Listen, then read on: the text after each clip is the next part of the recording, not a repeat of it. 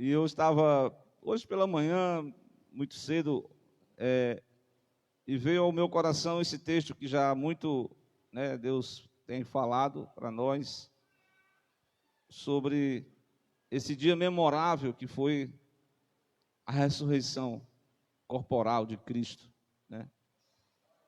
E após a sua ressurreição, ele apresentou-se ali, o túmulo vazio, e apresentou-se para aquelas mulheres que foram rever o corpo de Jesus, né? Tiveram uma surpresa maravilhosa. Os anjos de Deus disseram: ele não está aqui, mas ele ressuscitou dentre os mortos.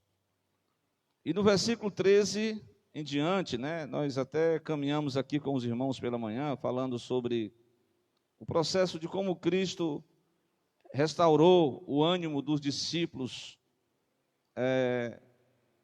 o amor a Deus, né, que ao passar os tempos, como disse Jesus, que é um dos sinais da sua volta, né?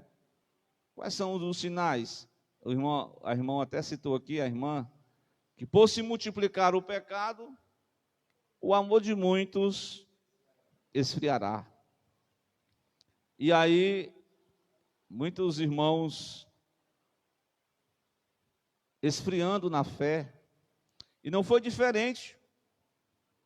Mas o interessante é que na caminhada para Emaús, havia frieza, incredulidade, havia também uma falta de compreensão da revelação do texto bíblico do Antigo Testamento. Glória a Deus. Porque o contexto vai mostrar exatamente isso. A questão do entendimento que os discípulos não entenderam. Porque nós até frisamos isso. Nós queremos que Deus faça isso, faça aquilo, e Deus não está de acordo com os propósitos dos homens. Os propósitos de Deus é um, os pensamentos dos homens são outros. E muitas das vezes, o que não estava previsto no calendário dos discípulos, que era a morte do Cristo. Apesar de ele falar, profetizar, o Velho Testamento indicar os símbolos, né, que os teólogos chamam dos tipos de Cristo, do Velho Testamento, e a realidade que foi Cristo. Cristo é a realidade. Então nesse caráter imediatista de Cristo entrar em ação e travar uma batalha contra uma guerra, contra os exércitos terrestres, não, era necessário a morte do que seria o autor e consumador da nossa fé. Glória a Deus. Então, para entender isso, eu acredito que Jesus, ele compreende as nossas limitações, as nossas fragilidades, e ele está agora à beira na caminhada com os discípulos. Isso acontece com qualquer pessoa. Muitas vezes está enfrentando uma crise existencial, está enfrentando uma crise de fé, está achando que tudo vai à bancarrota, está achando que a sua vida não tem mais sentido, está achando que ele não tem mais ânimo para prosseguir, está achando que os planos de Deus para a vida dele estão frustrados, ele começa a desistir da vida, a desistir de continuar no processo de Deus. Aí Jesus aparece, e o versículo 13 vai dizer isso, que no mesmo dia eles iam dois para uma aldeia. Esse termo aí, ó, distava 60 estádios, né? Segundo, parece que eu falei pela manhã, foram em torno de 11 quilômetros, né? Uma caminhadinha até boa, né? Para quem gosta de caminhar, né? 11 quilômetros assim, né? E é bom, viu, irmão? Às vezes você vai caminhando sozinho, você está assim meio triste, aí você vai só desafogando as suas mágoas. Jesus, eu estou abalado, eu estou fragilizado, eu não tenho força, eu não posso. E Jesus quer ouvir isso de nós, porque ele se apresenta para os dois, e os dois só conversando, só, rapaz, só, de certa forma, murmurando. E eles iam falando entre si de tudo que tinha sucedido, de tudo que tinha acontecido.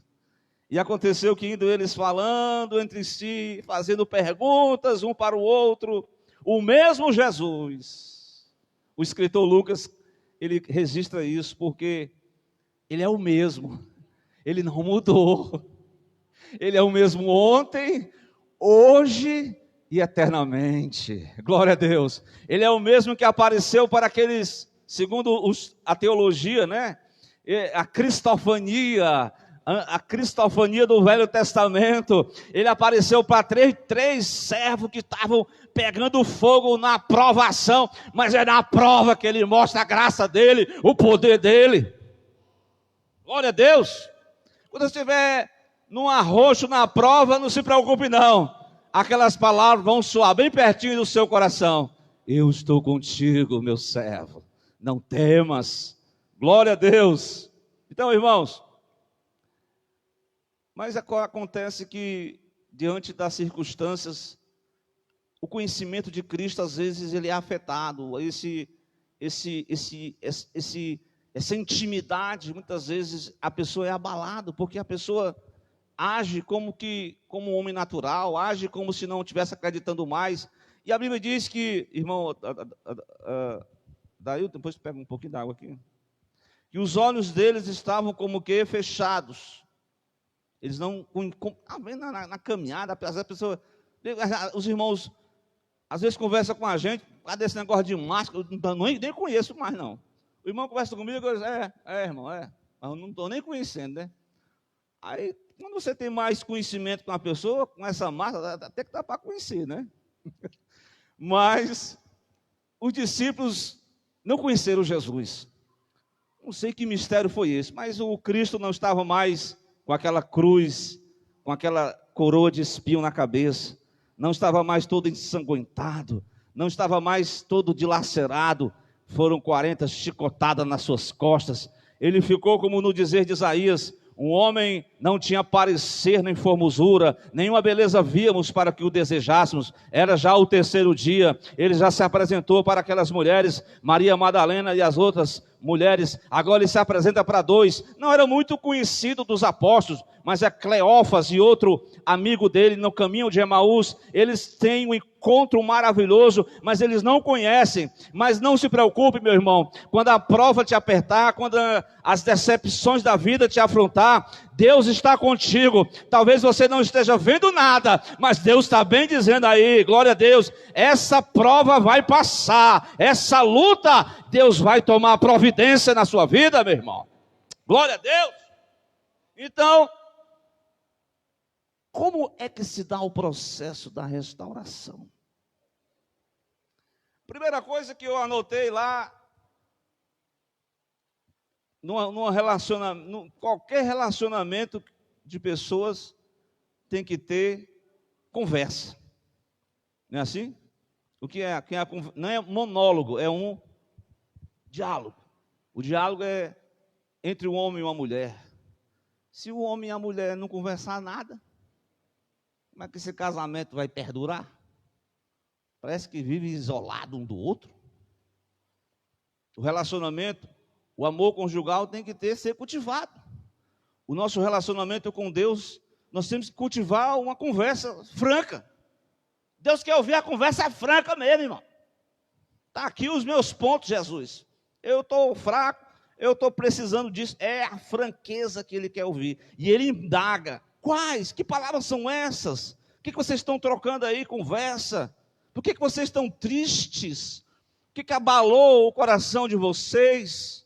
E um responde, até de certa forma, indignado. Tu é o único, porque naquela época da Páscoa, havia muitos forasteiros, viu, irmão? Pessoas que iam participar da Páscoa. Então, os forasteiros já sabiam daquela notícia, daquele contexto histórico. Apenas aquele forasteiro não sabia de nada. Eu até disse de manhã, ele sabe de tudo. Ele é onisciente. Ele sabe até o que nós estamos pensando. Nenhuma palavra nós esboçamos, ele já sabe o que nós estamos pensando, o que nós queremos. Então, irmãos, a palavra de Deus o diálogo de Jesus. Jesus vai perguntando quais as situações, eles vão abrir o coração, eles vão repetir a história, até que, em dado momento do diálogo, então, o pontapé inicial para a restauração de uma vida que está emocionalmente abalada, de uma pessoa que está com seu amor ao seu Criador, ao seu Redentor, está em crise espiritual, o amor a Deus está se esfriando, amarás o Senhor de todo o coração, há uma frieza no mundo, na vida de muitos cristãos. Então aqui está o caminho da restauração, é o caminho do diálogo, é o caminho da conversa franca, é o caminho de ouvir o que Deus tem para dizer, e Deus tem algo para dizer para nós. Às vezes nós queremos ir para fulano, ciclano, beltrano, o fulano vai ter uma palavra profética, o irmão acolá tem uma mensagem, mas está na hora de você entrar no teu quarto, fechar a porta, abre a Bíblia, glória a Deus, olha o que Deus está falando para você, é Deus que está falando na palavra, a palavra tem poder, é o poder que aviva o coração do homem e da mulher, é o poder que restaura, é o poder que confronta os nossos pecados, é o poder que nos convence, é o poder que nos envolve, para nós retornarmos ao caminho certo. Glória a Deus. Então, irmãos, dado o momento, os discípulos vão apresentar suas queixas, suas frustrações, e uma esperança que fazia parte da esperança de Israel, né? Como eu falei, essa libertação que não aconteceu. Naquela semana antes da semana da crucificação, Jesus entra montado no jumentinho, era para entrar no cavalo branco, com seus anjos poderosos, espada na mão, derrubar todo aquele pessoal. Não, ele entra bem humilde, parece que ninguém dava nada por Jesus. Mas aquele rei humilde foi adentrando e o pessoal foi dizendo hosanas ao rei, e de repente o grande herói estava sendo desclassificado naquele momento em que foi condenado, que foi crucificado, que foi morto, que foi sepultado. Encerra-se tudo, acaba-se as esperanças. Então muitas pessoas estão sem esperança hoje, e ele disse: nós esperávamos, mas nada aconteceu o que nós esperávamos.